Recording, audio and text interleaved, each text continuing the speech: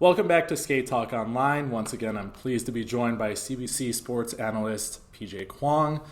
We're not only going to review Skate Canada, but we're also going to dive right into the Helsinki Grand Prix that starts this weekend. As always, PJ, thank you for being with me. Are you kidding? Thank you for inviting me. Let's talk about Skate Canada first. Start with the pairs competition. Vanessa James, Morgan Cipres. Easy win here. Very, very easy win. The short program, I think it will be great, and it will be really intense when it's skated smoothly. Here, I think it was a little bit cautious. Both of her jump elements kind of came to a standstill. Yep. But overall, I think, and with the free skate, they skated really, really well. They did have a time violation because he was excited and he didn't stop at the end of the program. But I think the judges really, really love this team, and they're really pushing them. The GOEs are all really, really high. And I think, they found their style a few seasons ago. They're sticking with it, and they skated well. And her mom was in the front row. Gotta love the mums, the skating mums everywhere. God bless them. And you know what? I agree with you 100%. This is a very dynamic team. You can feel their excitement on the ice. And I think that they are, they looked a long time to find a style that worked for them. And I think that they are, their material's perfect for them. So I love the fact that they were able to sort of just win this event, which is kind of what I predicted. And I think that they did themselves proud. Silver medalist Peng and Jin of China. I was actually really pleasantly surprised with their short program. They're doing a really, really American contemporary piece. Their personalities really shine through for both of them. And I noticed in the short, their side-by-side spins were spot on, which, China, that's one of their weak spots. I think in the last few years, they've really worked on that. Free skate, I wasn't as wowed by it. It didn't hold my interest as well, but I think they really impressed me where they're at this point in the season, and they won the silver medal. They won the silver medal fair and square. I agree with you. Are they going to be the Suyin Han? I don't think so. Are they going to be the Shen and Zhao? I don't think so. Are they a team that can compete?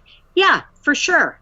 I'd like to see maybe a little bit more innovation. I'd like to see something that distinguishes them from the other teams. And I'm not sure in the free program as if I'm seeing that. Do you know what I mean by that? I think I'd like to see something a little bit stronger. Yeah. Bronze medalists here just barely missed out on the silver medal. Kristen Moore-Towers and Michael Marinaro. Everything about her is what I love in a ladies pair skater. She really is just the definition of a tough girl. She really goes for it.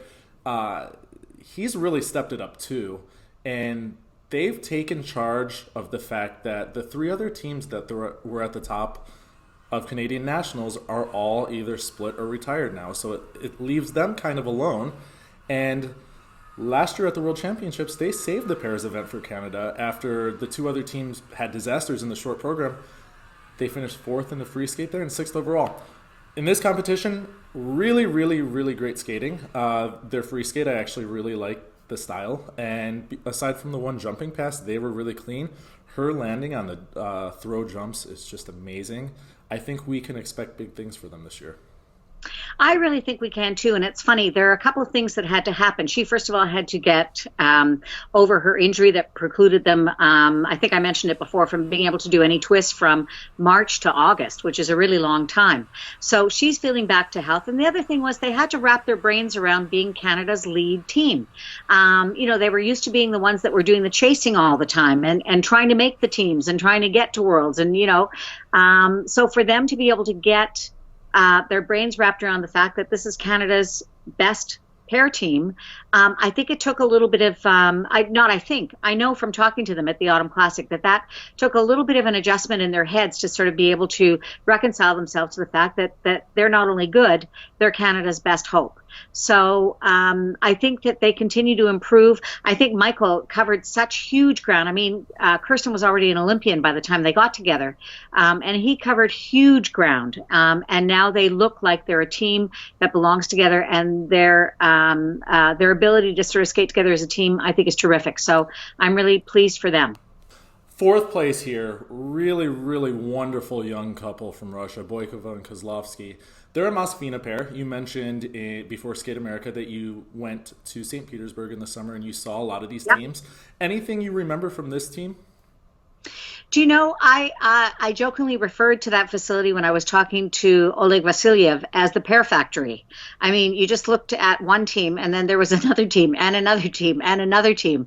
So, because I was there during a session where there were junior and senior teams on the ice. So I think that the Russians have a great way of teaching the sort of technique and endurance factor. And I think that they seem to start with the short programs first, and then sort of build out and get to a point where they're stronger in the free. I think that, Russian pair skating, that Russians feel like they own pair skating in the way that Americans felt like they owned women's skating. So it's very, very important to them. And I don't think we're going to see that change anytime soon. They were second in the free skate, by the way. Fourth overall, but an outstanding competition. I was really impressed with the overall level of the entire competition here. Special mention to Evelyn Walsh and Trent Michaud. Yes. Yep. A lot of the time, journalists and fans think, okay, they show up to a competition, skaters will show up and not have a good skate, and you say, okay, something's wrong with them, they have an injury, they're not prepared. This team disproved that because last week they had a really rough outing at Skate America. This week, completely different team. They didn't have really any time in between the two events. So it was a wonderful rebound, I think. I think that a lot of it comes down to experience. There are some people fresh, out of the gate that are able to just, like Alina Zagitova last season, first Grand Prix, she won it because she just is that kind of a competitor. Other competitors take a little bit of time in their first Grand Prix. They feel a little bit more intimidated, and I think that was a bit of what happened last week. I know their coach, Alison Perkis, very well, and I think that in the intervening 7 days, they kind of said, okay, we've got the first one out of the way. There's nothing to stop us from doing our very best, and I thought that they were just terrific. I was really, really pleased for them that they had the outing that they did at Skate Canada. Moving on to the men, first of all, let's talk about the quality of what we saw in the short program. So many clean performances in a row. Yep. And I think I counted 9 quads just in the short program. Which is great. Yeah, that's amazing. Let's start with Shoma. One thing, I think his quad flip technique is a little bit dodgy still. I think he's getting this high GOE when he lands it. I'm not so sure that he deserves that just because of the way he goes into the jump. But everything else about his skating is to die for. He's amazing. His free skate was great until the end, and he had 2 major errors. He had a fall at the very end. And what I wanted to ask you, the rules this year state that there is a cap on the program components if there is a major error or a fall in a program. Basically, if you do the math, the highest that a man could earn in the free skate is 90.50 points out of 100. So basically an average of 9 PCS. So you the judges tend to raise PCS as the night goes on with the assumption that the skaters are getting stronger because they're skating later. But what I see ending up happening is you have all these mid-range to very good skaters that skate well, maybe have a few major mistakes. They were going to get PCS in the 8.5 to 9 range anyways. The judges don't really have something that says they have to drop their scores with a big mistake, so these skaters are staying in the 8.5 to 9 range. Yeah. But then you have these top skaters that would be earning 9.5, 9.75. They make that one big mistake, and they're kind of on level playing ground with the rest of the field now. So I think what the judges really need to look at is if you're going to judge the major errors severely for the top skaters, then it needs to also be consistent with the lower ranked skaters. The rule needs to be applied across the board, and it needs to be applied fairly. But then again, I've also always felt that in the program component scores, that just because you have, let's say, a 9.5 or a 9.75 in the skating skills, but you've got a crappy program, there's no way that should also be a 9.75. If it's a crappy program, not well constructed, not beautifully executed to the music, all of those other things, then it maybe should be sitting at a 7. But we never see that kind of range in the program component scores. And that's the part that I think needs to change. I think if we're going to evaluate the technical elements like we do, -5 to +5 on the GOEs, then we need to apply the same kind of standard with each individual program component score. So just, you can't lump it in that someone's a 9.75 skater, that means that across the board they're 9.75 and everything. Some years they are, but some years they aren't. And I'd like to see that reflected properly in the score. Moving on to Keegan Messing. Great short program, no doubt about that. He has some of the best spins in the world, huge jumps. He deserves all of the GOE that he gets. I particularly liked the Russian split into the triple Lutz in the short. That was really unique. And I think people don't understand how much balancing and weight changing that is just in those few seconds. Sure. Same thing with the free skate, who was really on fire until that second quad toe. Do you think it's a wise decision for him to keep trying that jump so late in the program? You know what? Yes, because if that's what he and his coach have decided, it doesn't necessarily, like if you're looking at, when is the big prize? The big prize is in March. So you can't really compete something successfully unless you have a fair amount of experience at doing it. So if that's your goal, is that by March in the World Championships you want to have that nailed, then you're going to have to start way earlier in the season and possibly sacrifice an event or two along the way in order to get the experience that you need. So I don't know what Ralph Burkhardt and Keegan Messing's goals are for him in the season.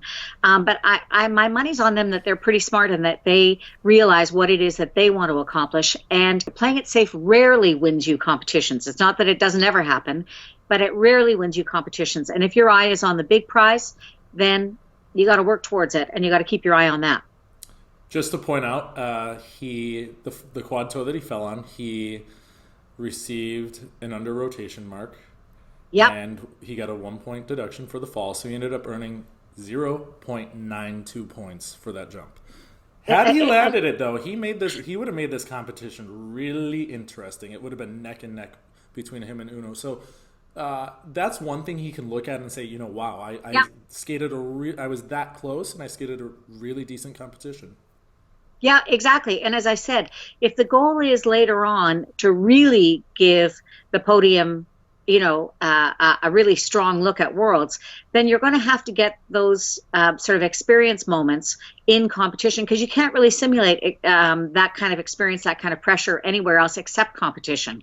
So, he didn't make as much on that jump as he would have on a single axel almost. But nevertheless, big risk, big reward. Big risk, big penalty. Yeah, penalty. That's exactly the right word. But you got to try it, I think. But I'm a risk taker. So for me, that would have been the way to go too. Bronze medalist here, Junhwan Cha from South Korea. Still slightly unpolished in his overall skating. He actually reminds me of a young Yuzuru Hanyu. Kind of. Me too. The word that I had for Hanyu when he was still in juniors, moving into seniors, was Gumby, because sometimes his body isn't exactly where you want it to be, but you can see the potential there. We have to remember, though, he just turned 17 a few weeks ago. Actually, I think maybe last week.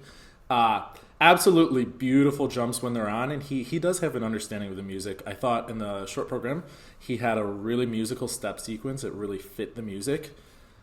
Free skate, the concept is a little bit out there, I think, and he's trying to do this modern take on Romeo and Juliet, and on top of that there's like a techno piece through half of it. So it was a little bit sloppy, but again, amazing competition for him, and he's one I think we really need to watch as the season progresses. Here's the thing. When I saw Yuzuru Hanyu the first time, and he was really young and the same kind of coltish sort of like, legs and arms everywhere, I thought to myself, wow, I'm going to be interested to see how this young man evolves. And that's how I feel about Cha. He is somebody that you can keep your eye on. He appears as if he's not 100% focused inward on the task at hand. I feel like he's got that youthful kind of teenage energy where he's like, oh, what's that? Oh, wait, I've got to do a triple axel. Oh, wait, so I feel that he's not entirely understanding how to present a theme, how to present the music, although I love watching his skating, but there's a kind of a coltish quality about him that as he matures, that energy is going to stand him in good stead, but it's going to be interesting to see as he becomes more focused. Special mention here, Nam Nguyen. Again, yep. Skate America didn't go as well as he planned, but this is, if you look throughout the short and free skate here. Really solid competition. I mean, he landed all the jumps. He did get a few under rotation marks, but all the jumps were landed. Quad salchows looked easy. Yep. Fantastic in the free skate. I really thought he could have been scored higher. What did you think? I thought he could have been scored higher as well. I love the fact that he's got great performance quality. I thought the choreography was really strong. It's La La Land. That's how I feel about La La Land in general. But nevertheless, I thought that Nam did a great job. And where he has at different times in his life become very defeated by, he had such great success, junior world champion, 5th at the senior world championships, and then just a complete drought.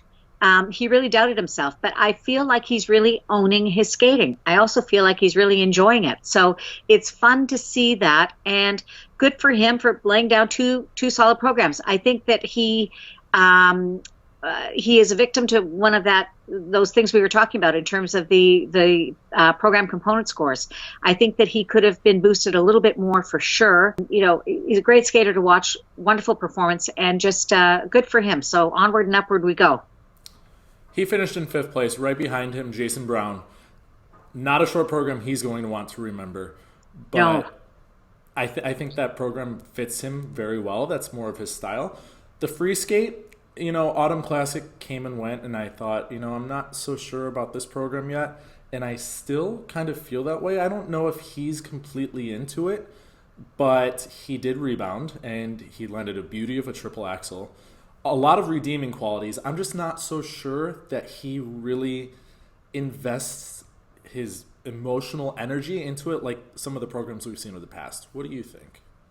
Well, I think that part of it is that he's undergoing a complete change in terms of training. And I'm sure that there are tweaks that are being made to his technique. So there's a lot more to remember. So some of the technical elements that used to be just sort of on autopilot, and then he had the energy left over for those sensational performances, he has to rein that energy back in and remember to apply the changes that he's training now. So I think that that's part of it. I think that by the time the Nationals hit in January, I think that we're going to see somebody with lots of miles on the program and somebody who is much more comfortable in the changes that they've made. So I think it's just a question of time. He hasn't been training with Brian Orser for very long yet.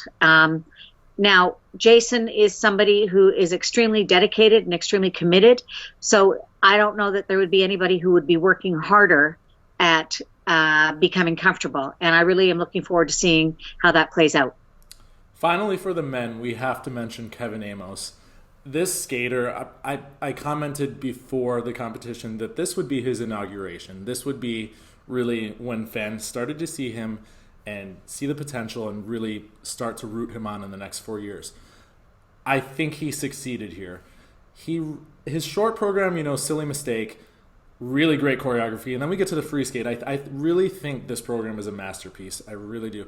I think that he ran out of steam in the last minute, but moving forward as the season goes on and he's maybe more prepared, I really think this is going to be one skater to watch. He has beautiful lines, and he has a way of skating that is entirely convincing. I believe sort of in what he's selling. I don't believe that the music and choreography were superimposed on top of him. I believe that they are an expression of what he feels inside.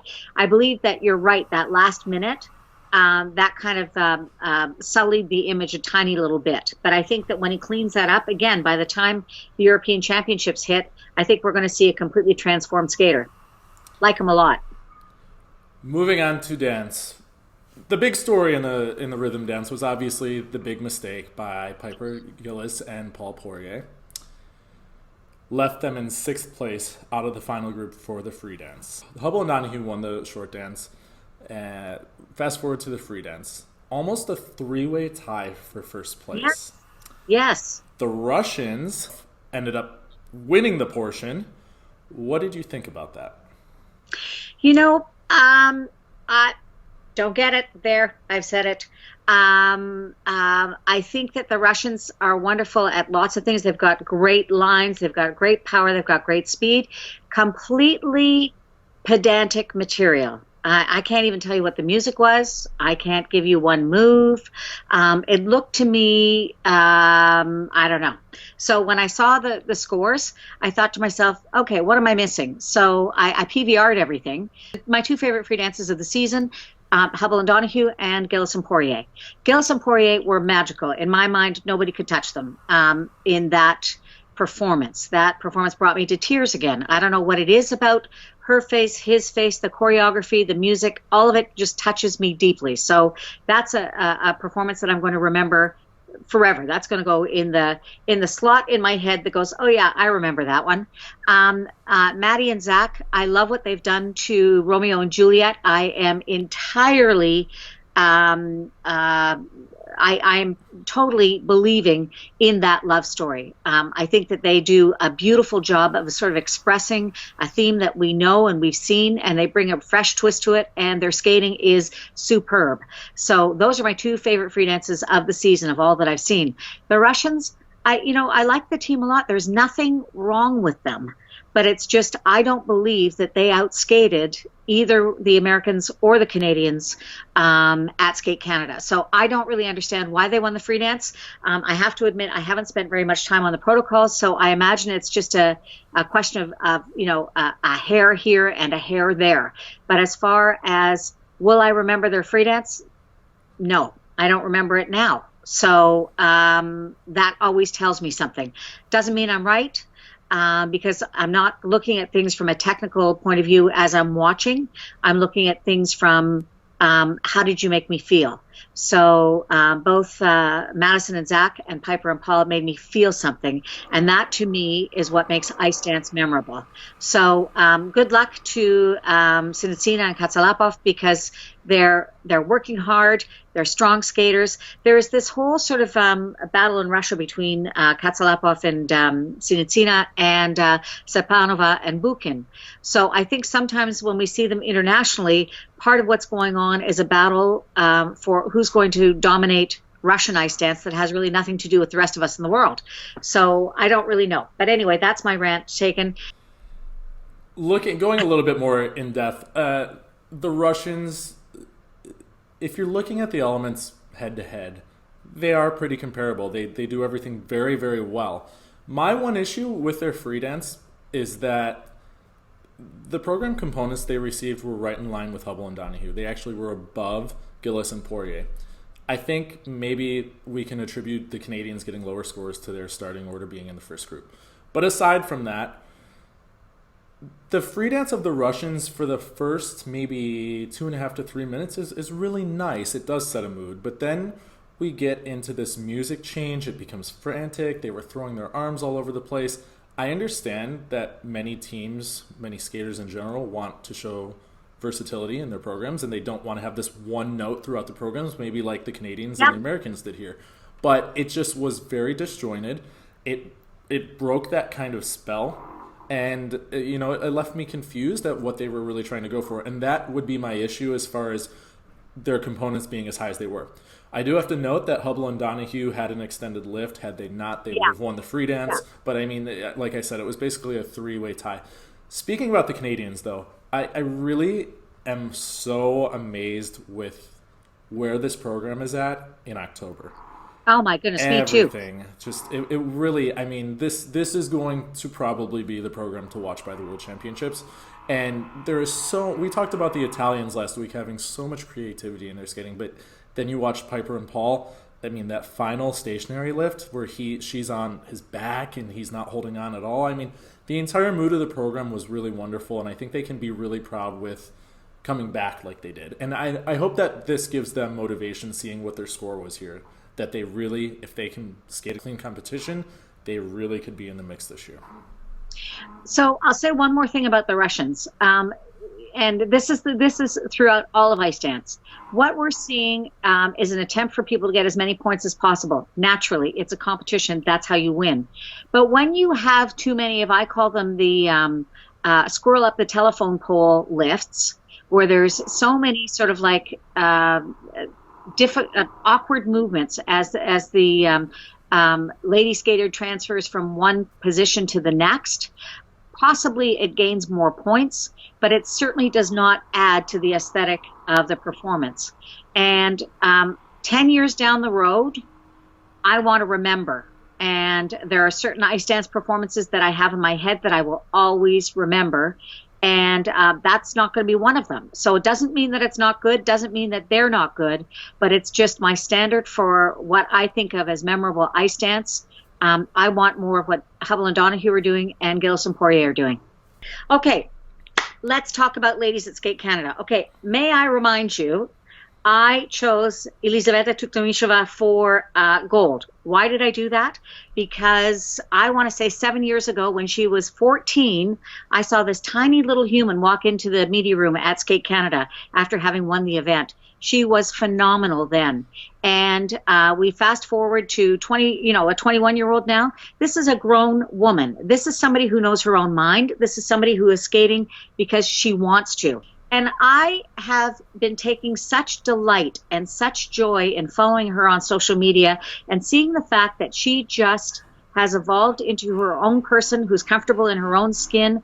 I love how she expresses herself. I love how she doesn't take any nonsense from anybody, which means to me that this is a person who is completely confident in her skating and completely willing to accept herself. So it's self-acceptance. So that allows her the freedom to really be able to skate. And so in my mind, this has just been an opportunity for her to just go, oh yeah, you thought I was gone? Well, guess what? I'm back.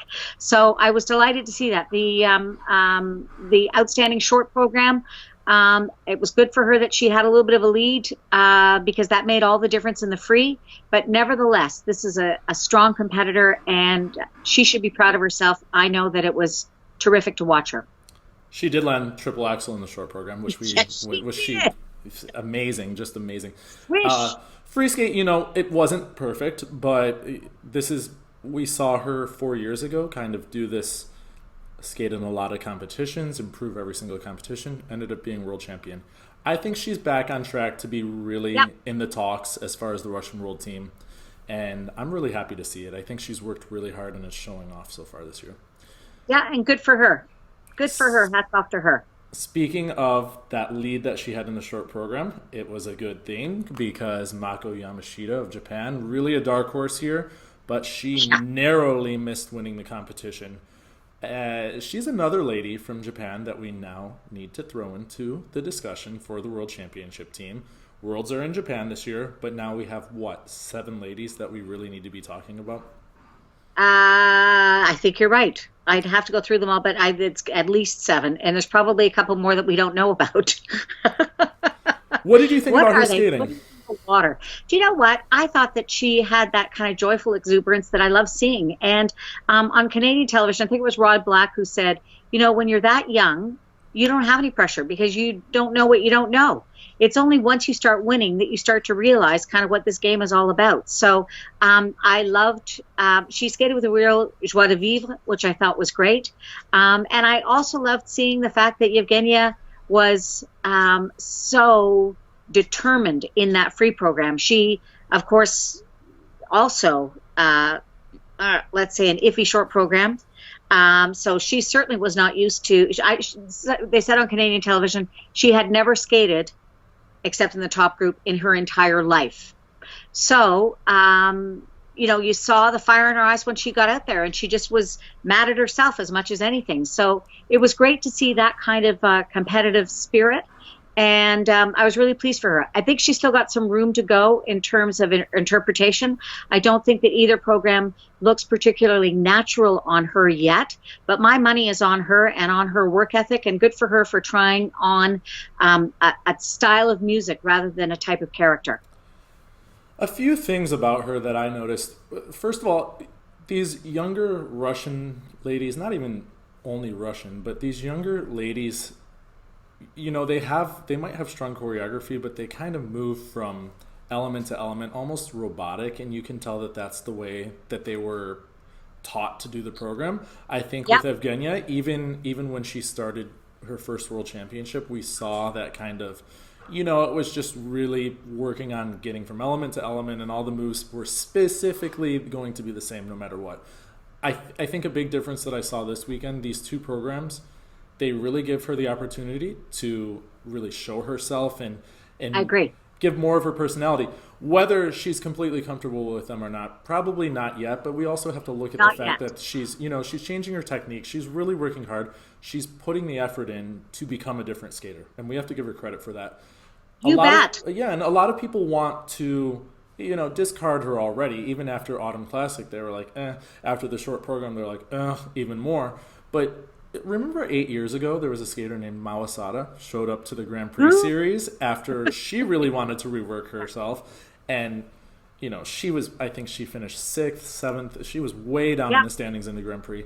And, her career ended up being, successful after the fact. So as far as looking at Evgenia, I don't think that we really should take her short program as anything. I mean, really, she had a triple flip that she downgraded because she was just lost in the air. Small mistake. I mean, that's something she showed in the free skate. She can do it.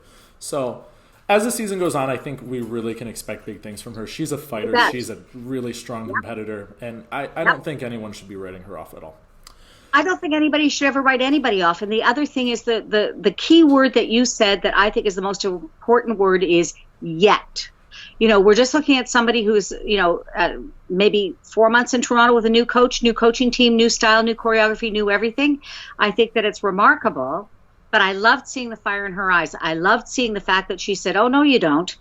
Just because I didn't perform in the short program does not mean I'm not going to perform in the free. So my money is on that young woman's work ethic and intelligence and talent. So yet is the word. Keep your eyes peeled, people. It's going to be a cool season. Mariah Bell, the judges really loved here, components-wise. She has choreography by Shaylin Bourne and Adam Rippon this season.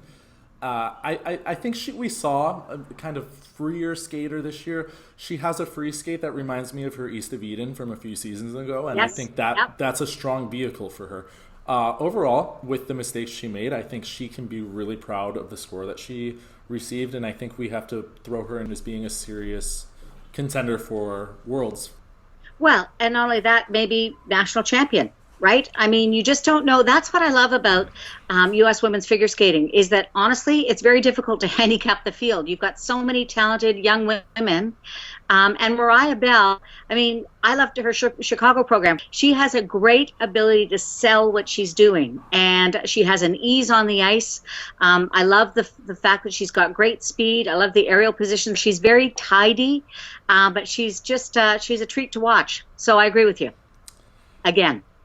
Wakaba Higuchi, I personally love the choreography and the music of the short program. It's something very different.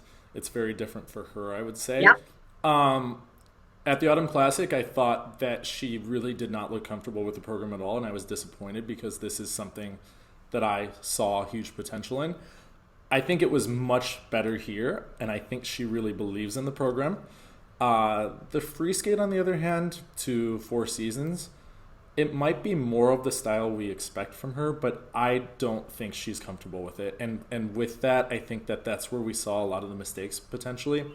And just a little side note, I saw that she was answering questions on her Instagram, and someone asked her what her favorite program was, and she said the 007, which was her free skate last year. And I think that's very telling. Yep. Maybe this just isn't something that she's grown to love yet. Will she? It's possible. But here, she had problems with the jumps, and that's obviously why she ended up down in the standings. But I don't know what to think about that free skate. I think that if you're going to skate to Vivaldi, you have to be able to, you have to be what I call a nuanced performer. You have to be somebody who can really grasp the tiniest, sort of most subtle expressions in the music and really run with it. I think she's a far more direct, straightforward kind of skater, if you know what I mean. So it doesn't surprise me that the 007 program would be her favorite, because to me, that doesn't require the same kind of nuance. So again, this is an opportunity for her to grow and to stretch artistically. I thought the costuming was really cool on both the short and the free. So this is again a talented young woman. Jim jumps her to die for. So I think we need to reserve judgment until she's had a few more miles on that free program to see if she can sort of evolve into it.